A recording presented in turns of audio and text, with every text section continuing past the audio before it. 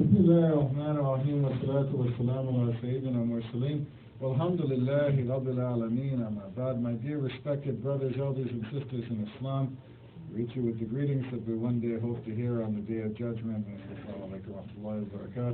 We thank Allah who has gathered and guided us here unto this very moment where we have in fact developed the deepest wisdom that is available to any man. And that is the wisdom to leave the world aside, if only for an hour or two, and come to this masjid to put our forehead on the ground in sujood. I bear witness and testify that there is no one worthy of our worship except Allah subhanahu wa ta'ala. No one worthy of our praise, our devotion, our guidance, except Allah subhanahu wa ta'ala. I bear witness and testify that 1400 years ago, a man, a human being named Muhammad ibn Abdullah, came to this earth and was blessed with the last, final, perfect revelation of Allah subhanahu wa ta'ala to man. We know this book today is the Holy Quran, and we agree that it has no deviation, no distortion, no departure from the truth. We say these things in English so we may understand them. We say these things in Arabic so we may remember them. When we say La ilaha illallah Muhammadur Rasulullah. Now my brothers, we are coming close to the month of Ramadan. In a matter of weeks, fasting will begin. It is the longest part of the year that Allah subhanahu wa ta'ala has blessed us with, where the days are long because the sun rises very early and the sun sets very late. And so for many of us, fasting is more than simply a trial. It is more than simply a ritual. Fasting is one of the 5 pillars of Islam, and I want to talk today more about the meaning behind fasting, the meaning behind the month of Ramadan, the meaning behind why we do what we do. Because while many of us fast, subhanAllah, I think the broader social implications of fasting are still lost. So the Quranic verse which describes fasting says, fasting was prescribed for you as it was prescribed for those before you, so that you may learn restraint. The context of taqwa was restraint in that particular way. Restraint means to withdraw oneself from something for a purpose. Okay, if one is, simply not eating food and starving themselves for no reason, this is not restraint. If one doesn't spend money because one is a miser, this is not restraint. This is something else. Torture, denial, whatever. There's a very specific kind of restraint that is a form of worship in the eyes of Allah subhanahu wa ta'ala. And that is restraint for a purpose. You see, zakat is restraining oneself from spending money in order to give that money to someone who needs it more than you do. This is restraint with a purpose. Education is restraining oneself from spending one's time in perhaps working or laying about in order to learn something that may be useful at a later point. Building a house for strangers, construction, is restraining oneself from using land for another purpose so that someone may have a place to live, so potentially the rest of their lives, and shelter. Investing in a business is restraining oneself from spending money on frivolous purposes potentially, so that something of value may be created that earns more than it was put in, and jobs are created and someone's problems are solved in life. Restraint is what makes us human. Restraint is what makes us beautiful. When we're hungry, we don't go to somebody weaker than us and hit them over the head and grab their food. When we don't have money, we don't find an old lady and commit violence on her and take what she has in her purse and say, okay, now this is mine. The strong among us don't take something from the weak, and the weak among us don't lie in opportunity for when the strong are distracted. Restraint is what separates us from animals. You know, if an animal is weak, another animal eats it, or the other rest of the pack sort of walk away from it. Says, okay, done with it. When a human being is sick, we take care of it. When a human being is young, we educate it. We provide for it. We strengthen it. Restraint is one of the most beautiful aspects of all of humanity as individuals. So we restrain ourselves individually from something we could have in favor of something greater. The fact that I don't rob the person beside me who's smaller than me creates the possibility that the person beside me may trust me. And I may learn something from them and they may learn something from me, and we may come together and help us in ways because of the bond that is built from restraining myself from something I could do and him restraining himself from something he could do. So a bond is built between people because of restraint. Restraint is not just a personal activity, it is a social activity. Marriage is a form of restraint. If everybody chased everybody in life, there would be social chaos, great violence. But marriage is to say, no, I choose a person, and I'm going to protect that person for the rest of my life in front of the full honor and dignity of society. And the family that emerges from that is my responsibility, and I'll take care of it for the next 50, 60, 70, 80, 100 years, however long Allah subhanahu wa ta'ala gives me. So restraint is the central principle of civilization. But Allah subhanahu wa ta'ala needs to remind us of who we are constantly, because we have a way of forgetting. We pray 5 times a day because it's too easy in the conduct of our lives to forget that God is watching us. God is asking us to do what we can at all times to worship Him. So by the ritual, the act of praying 5 times a day, we come closer to praying the entire day in terms of how we do business, how we teach each other, how we talk to each other, how we park a car. All of these things are connected to the reminder of the presence of Allah subhanahu wa ta'ala, the power of Allah subhanahu wa ta'ala in our lives. And so it is that while prayer reminds us of God, and zakat reminds us of our responsibility to the poor, fasting reminds us of who we are as human beings. It is the only time when Allah subhanahu wa ta'ala asks us not to take something which is lawful for us. We are allowed to eat. We are allowed to drink water. We're allowed all these things. But Allah subhanahu wa ta'ala says that He will reward those people who restrain themselves from something that should belong to them in return for closeness to Him. And so fasting at an individual level is a very beautiful act. Nobody knows if you're fasting except you and Allah subhanahu wa ta'ala at the end of the day. It's impossible to verify, really. So it's a promise that you make to God, a thing unseen. As Surah Al-Baqarah says, this is the book, guidance sure without doubt, to those who believe in things they cannot see. And part of your testimony of that is that you fast. But there is another aspect to fasting, which I believe we are missing a little bit. And that is that fasting is not just restraining yourself as a person, but society restraining itself. And this is where I believe we are lacking. What do I mean? So we have various activities when we fast. We have Tarawih prayers, for example, where people leave the world behind and they come and they pray late at night. As a group, they don't pray alone. As a group, they try to break the fast. As a group, we try to give more to the poor. Traditionally, there's the zakat al-fitra, this kind of thing. As a group, we try to read the Quran behind an imam, hafiz, so that we can remember the entire Quran over the course of a month. So we don't just fast, although we fast as an individual, it brings us together as a group.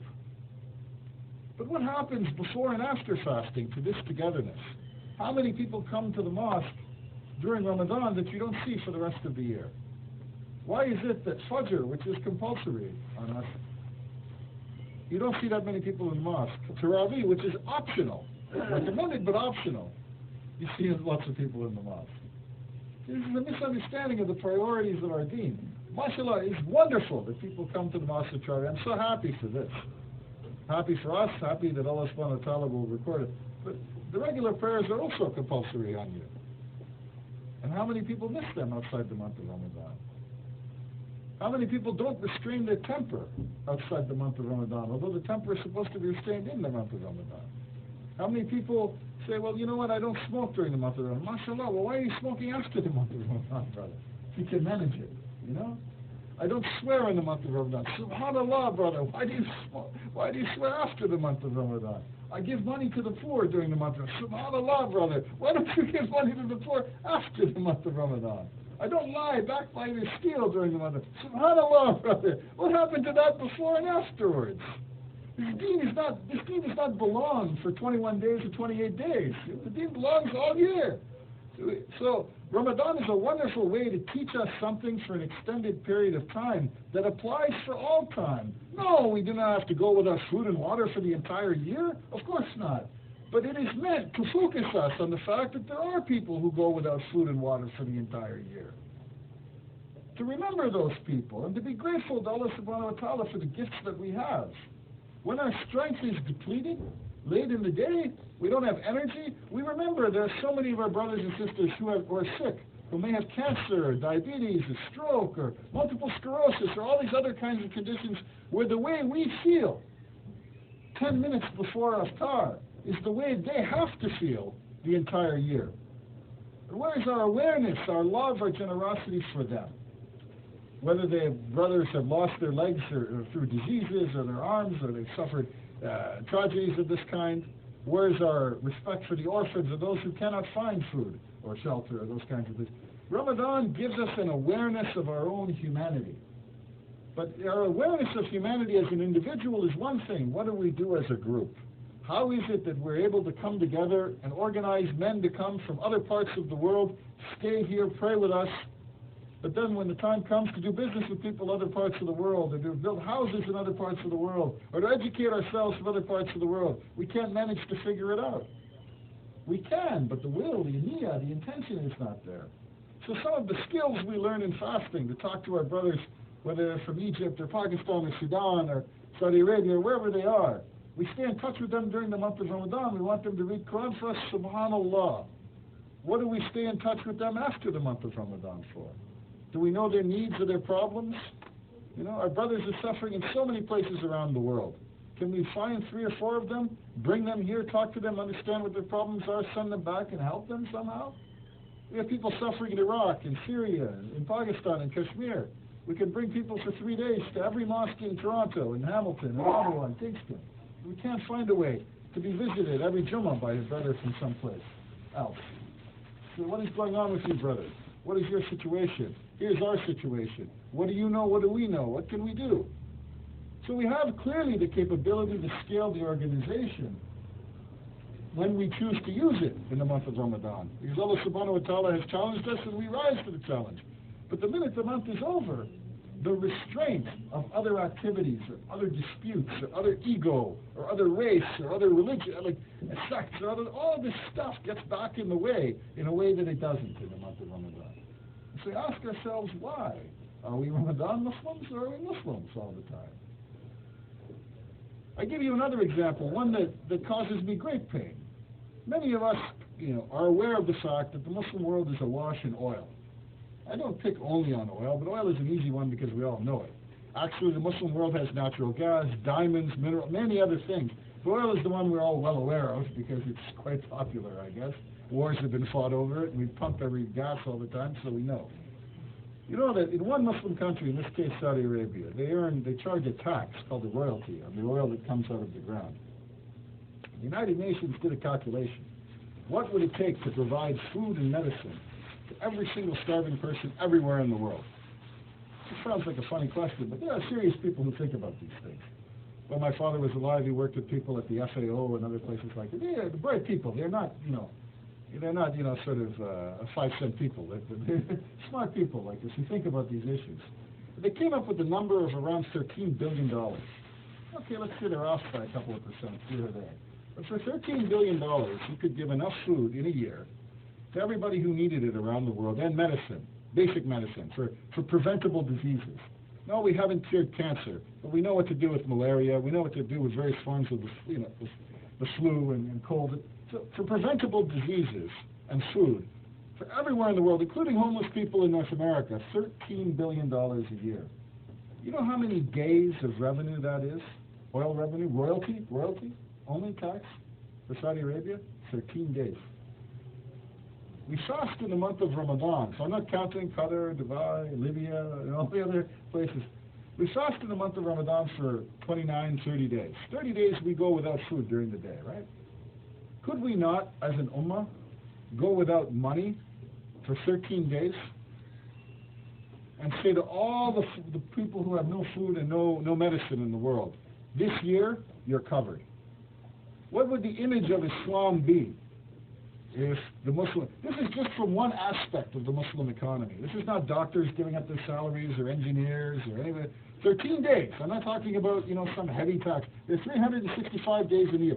13 days of one tiny tax. It's like a GST on oil that they charge when it comes out of the ground. And they got enough money in one Muslim country, and there are many. I don't want to pick only on our brothers in Saudi Arabia. They do many good things for us. But just that country. Then you go Dubai, Qatar, Libya, all the Middle East, etc. You go to Pakistan we have a whole other story. Afghanistan is $1 trillion under the ground. But just this one little element, this one little thing, for 13 days, if there was fasting from the casinos and defense expenditures and all the other stuff that they spend money on God knows where, the whole of the world has enough money. No starving, no sick people with preventable diseases. Yes, people will still get heart attacks and strokes and all that. This is the will of Allah. But preventable diseases, things we know what to do with. So this is what I mean when I say we fast as individuals, but we don't fast as an ummah. We don't restrain ourselves towards a greater goal. And Ramadan is a way of reminding ourselves that if in the middle of summer you can go without food and water, surely for 13 days in your own life you can go without money. Whatever money, even if you make minimum wage, for those brothers who are doing it, 13 out of 3, you will find a way to do it. That money is going somewhere. Everyone who smokes, it's probably going on cigarettes. People who suffer a lot are drinking, when you add up this kind of money, this is what I'm saying. So Allah subhanahu wa ta'ala is giving us a mechanism to teach us about the value of restraint. Not just as individuals, but as the entire Muslim ummah. And if we can organize ourselves as individuals, and we can organize ourselves enough as an ummah to pray Taraweeh, to pray Eid in a central area, to feed the poor, something we do it as we do, we feed everybody, poor, rich, whatever, in this masjid. You come, you pay, you have the iftar program, and we give food also to people who can't get there. If we can find a way to organize that masjid by masjid, why can't we find a way to organize 13 days of financial restraint for the entire ummah? And imagine that. Imagine how the world would look. We look at the Japanese, we're proud of the things that they have invented. The Koreans, the things they have invented. The Chinese for the things they manufacture. The Americans for the inventions they have.